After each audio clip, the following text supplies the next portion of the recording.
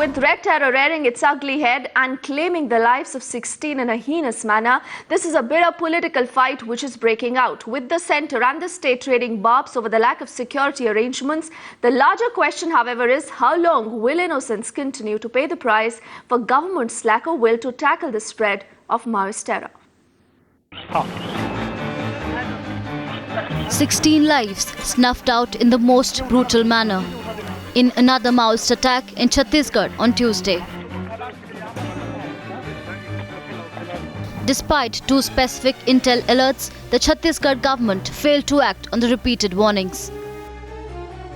Times now has information from sources in the Chhattisgarh police that specific information was really ignored because the Chhattisgarh police knew about the Maoist movement in the Tongpal area and also in the Darba Valley. Remember, Darba Valley is the very place where on May 25th last year the Congress convoy was attacked.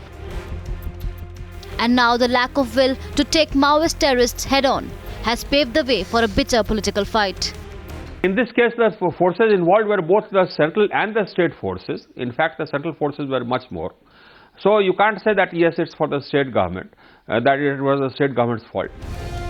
An embarrassed central government trying to pass the buck onto the state, which hides behind the rhetoric.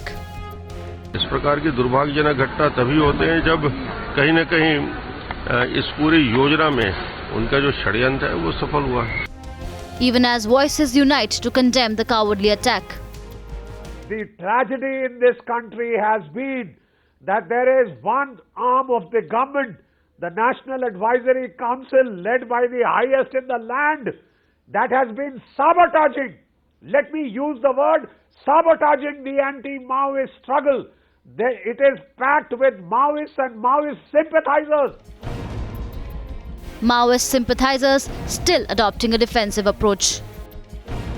I can match it with data of what the government atrocities on the people are, without warrants, arresting ordinary tribals. And why did the Supreme Court say? Has the soft approach and failure of the political class to tackle the issue only emboldened the Maoists? And have our men been reduced to mere sitting ducks due to lack of resolve from the political class? Bureau Report, Times Now.